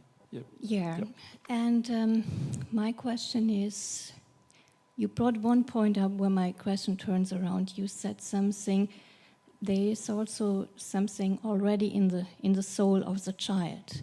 Because I have two questions. One is, some children, there's everywhere spiritual influence, some children contacted by spirits. So where is, and we just can be contacted or receiving this, if there's already a field in us who has this attachment, is this something who is also created, passed on from our parents to us, or is it coming already when our soul comes in this life, given on the way by God. And the other question had... Can I before you ask the other Yes, question, yes, there's a fair of bit in course. this question that you've Of just course. asked. So let's focus on that question. The answer is very similar to the answer that I've already given in a lot of ways. So let's look at it in terms of what's actually happening. Many children are overcloaked by spirits from the moment they are conceived. Right? So even while they're in the womb of their mother, many spirits try to attach to this child, and often a lot of congenital defects are caused through these attachments. So this is why many children now are born as well with congenital defects and other problems, because they've already had their body's energy systems while they're growing distorted by the attachments of these spirits. The issue they face, though, is this. The parents have some emotional holes, some things going on inside of them that causes the child to be exposed to these events. In other words, if the parents changed what was happening inside of them, the child would no longer be exposed to those external influences. And in fact, in a perfect situation, the way God created it perfectly, once the parent had healed all of their own emotional injuries that are out of harmony with love, they would not be able to give birth to a child that had any defect. Right? They also would not be able to give birth to a child that was overcloaked by a spirit, because such as no spirits could even penetrate the protective barrier of love that surrounded the child. So the fact that these events happen are all part of what we've been discussing. They're all still a part of what's going on at the society level and at the family level in terms of what the law of attraction is bringing the parents in particular. Now, if you think about it again, and I said this earlier, but it's very important to understand, if a parent does not change their behaviour because of what's happening to their child, then is there any hope that they'll change their behaviour for anything else? Highly unlikely, isn't it? So this is what we need to bear in mind.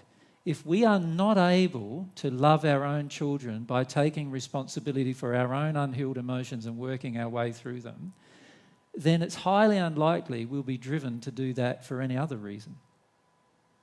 And this is a beautiful gift God's given us in a way to expose to us either the extent of our love or the extent of our unloving behaviour. The fact that so many bad things happen to children on this planet is an indication as a society that we have a lot to learn about love. Yeah? And this is something that we are attracting to tell us, we have a lot to learn about love still. Yeah? And even if we looked at the physical things that are happening to our children, I don't know, for those of you who've had children, usually within the first few weeks or months they get sick, don't they? Have you noticed that? And we all say the same thing generally, and that is we go, oh, that's because they haven't developed an immunity yet to that particular thing, or things like that. Right? That's what we say. What a silly concept if you think about it. The reality is I have, and my wife or partner has an immunity to those things now. Why didn't that immunity enter the child? It doesn't make any sense. They're living in the womb of their own mother. Surely the immunity would somehow enter the child if we dealt with something. So that the reality is even every sickness our children get is a reflection of something going on inside of ourselves, something that's going on that we need to address that is out of harmony with love. And if we address it, we have the potential to change it. See, as soon as we address it, it will instantly change. In fact, the law of attraction is perfect in its operation, just like all of God's laws. And so therefore, the instant that we address the issue is the instant the issue is solved. Yep. And that's the beauty of being able to measure it, is that you instantly know you've resolved the problem. And I feel that's one of the problems that we face on the planet with regard to everything we analyse with regard to sickness and disease and other trauma and other pain. We have a tendency to search for somebody to blame who is not ourselves. We do not take responsibility for the fact that we have attracted the event. And because we're unable to do that, we never address the emotional or the soul-based condition that causes the event. Right? Now, because of that, our law of attraction, or when you say our law of attraction, it's not the right way to say it, God's law of attraction is going to expose to me the fact that I'm continuing to avoid responsibility and what the cause is. And this is what I feel is happening on the planet with so many different things and issues. And in particular with issues involving children, what we call human rights or lack of love towards other people, a lack of love towards our environment, a lack of love towards the animals and other living organisms on the planet, our lack of love towards nature. These are all things that are demonstrating to us our lack of love that's inside of our soul. And if we address the cause, we can solve all of these problems. Every single one of them can be addressed and solved.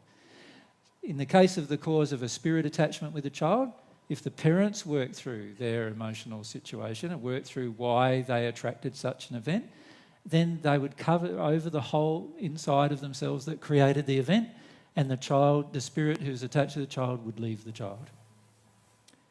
Right? So that's the answer to that specific issue. But the reality is that it's the same answer for every issue. Yeah. That makes sense. Yep. And if we go down to Mary and then up to Carola. So if that mic can go up there and that mic can go... Oh, Mary's already got one. Yep. Just to clarify, you're saying that the law of attraction operates on the condition of the soul. So when children are exposed to negative things, there is an injury within their soul. There is. Yep. And but unfortunately, the other thing we must admit is that they inherited this injury from their parents' soul. And it was transmitted to them as soon as they entered the world through conception. So therefore, who's to blame or who is responsible for this injury? Not the child. Do you understand the difference? See, we've got to be very careful that we assign the responsibility to where it was created. And the responsibility of what's happening to the child rests with the environment and the parent, not with the child. Yep. Second, if we go back to Africa, those people who are suffering in a lot of poverty, they do have a condition within their soul that is attracting that. Certainly.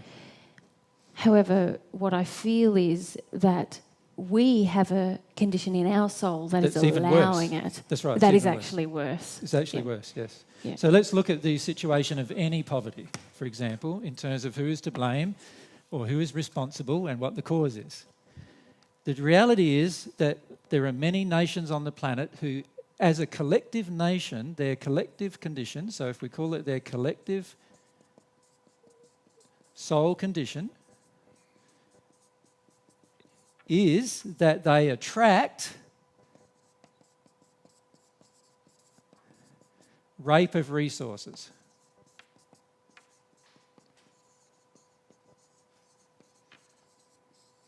Sources by more wealthy countries. Is that not true?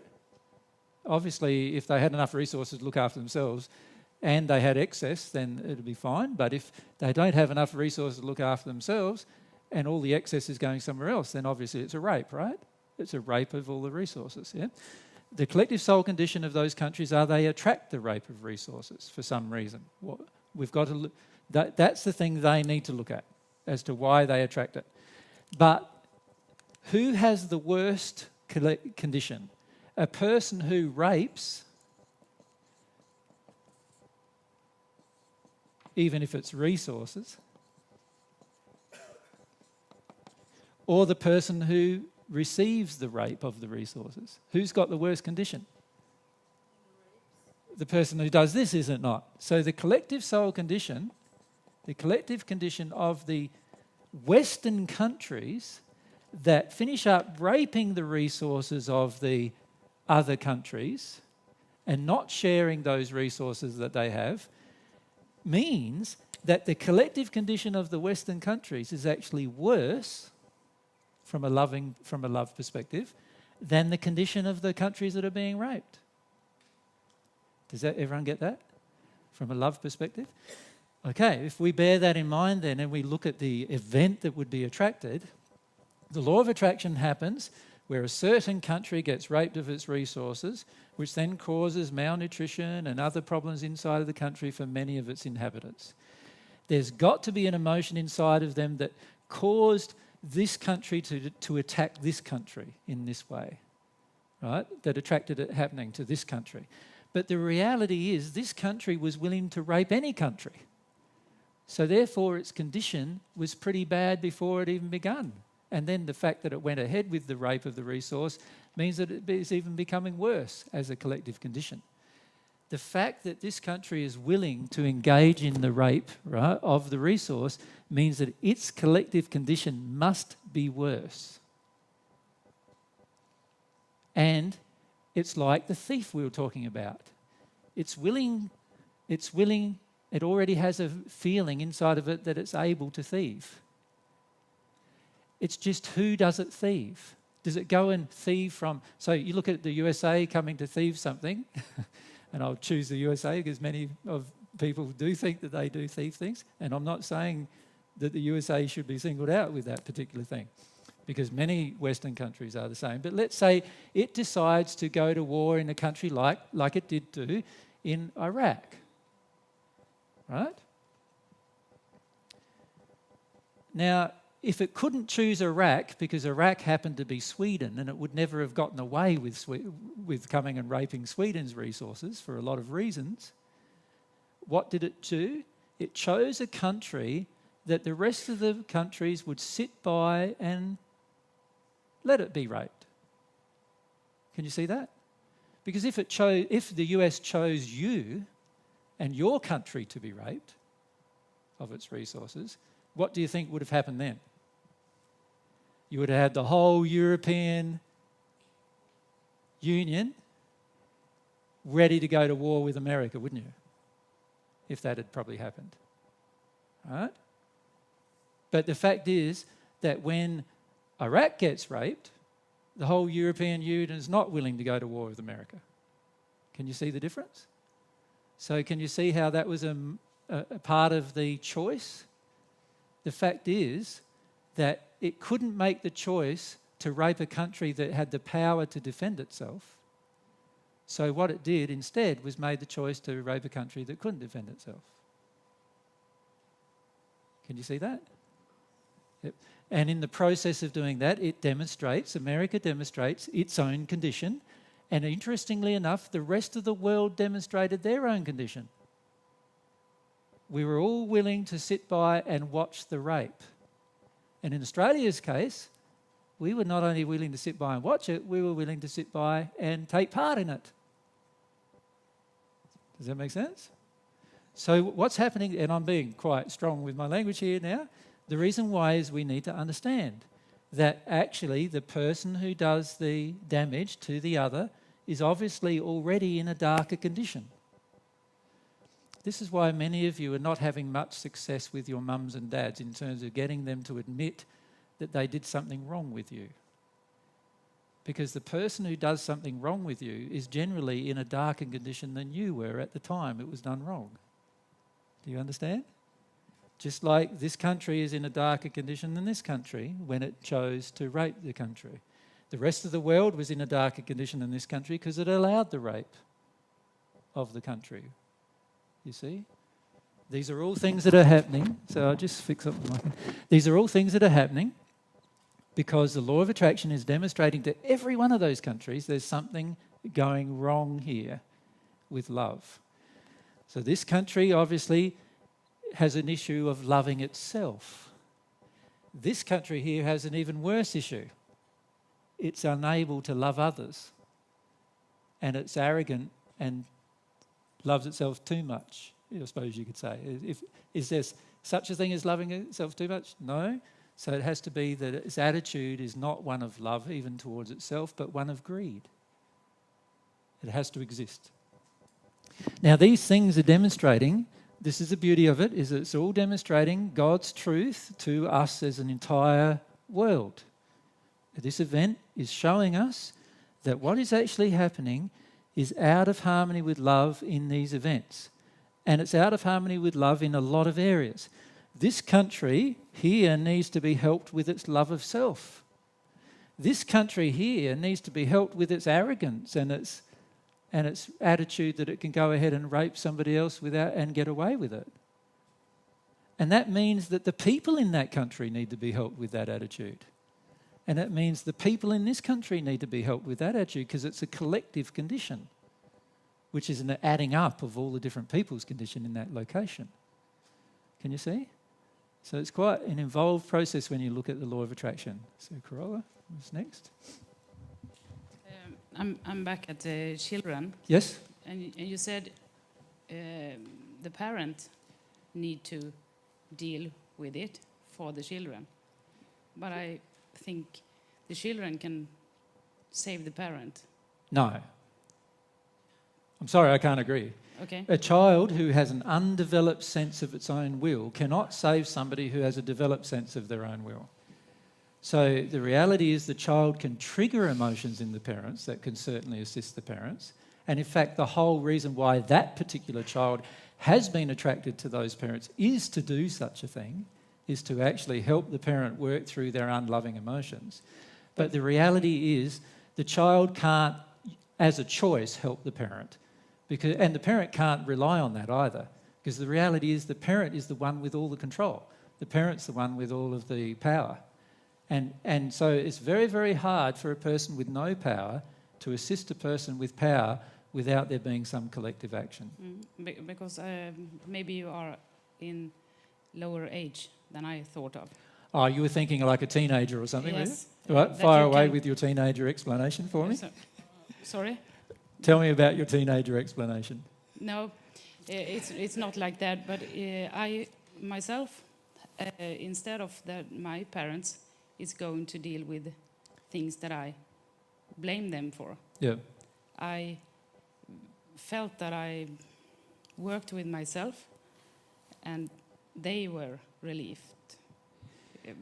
Do you understand? I understand what you're saying, but... So if you have impossible parents and you want to help a child... Let's look at what's really happening. Can you do something if I change my question?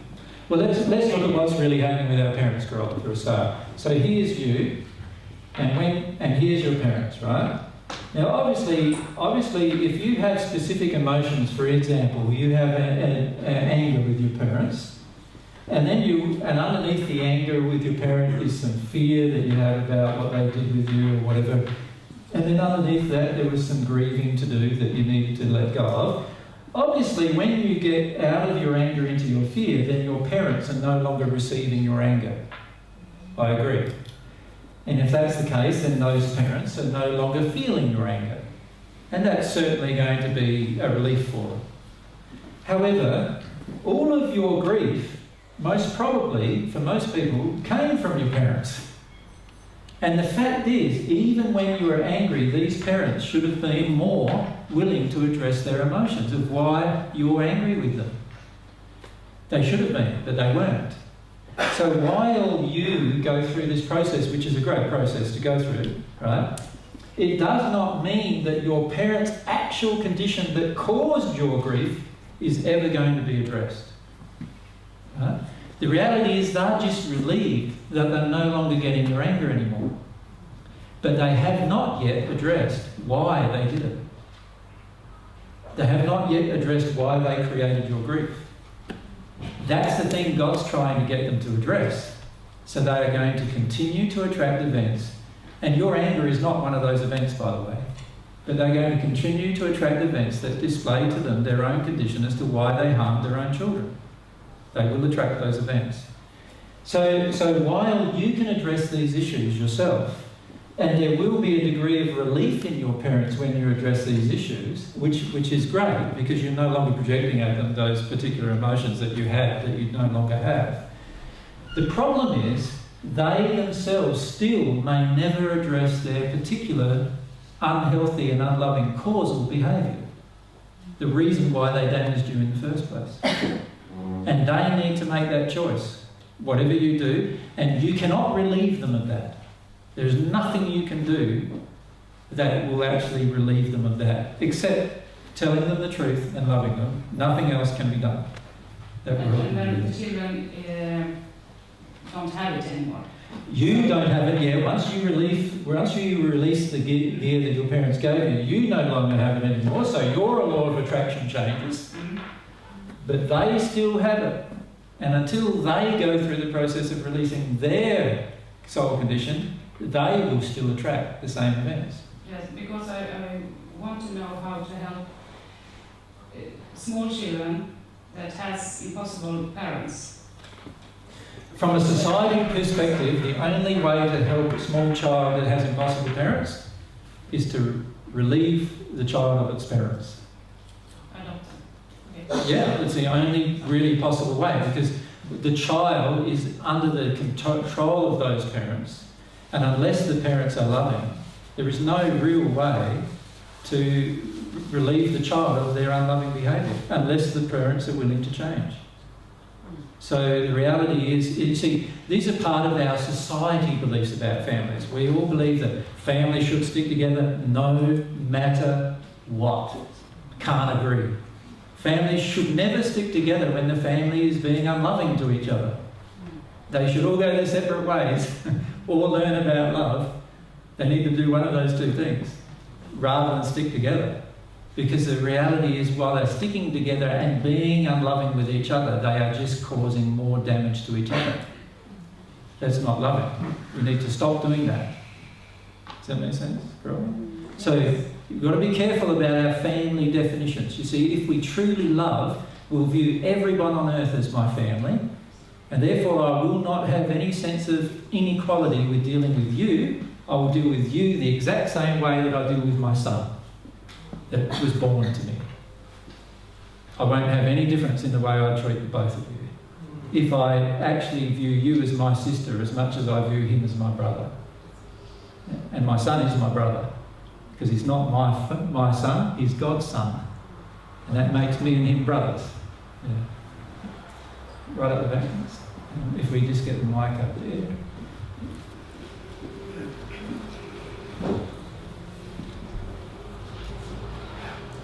Yeah, I wonder if you just hold it a bit closer for me. That's it.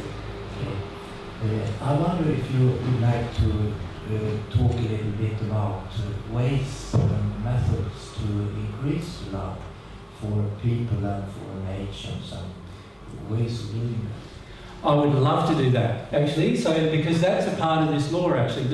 Remember, the whole purpose of this law is to help you increase the level of love that you have within your own soul towards everything around you.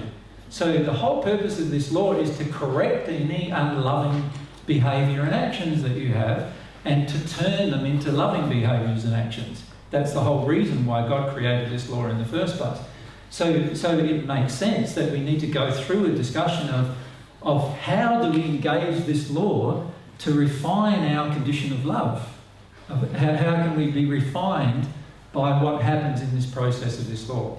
So what I would like to do is, it's probably time for a break now. So what if we have a break till about 3:45, and then we'll enter the discussion about this with that subject of how do we go ahead and become more loving through this interaction with this law.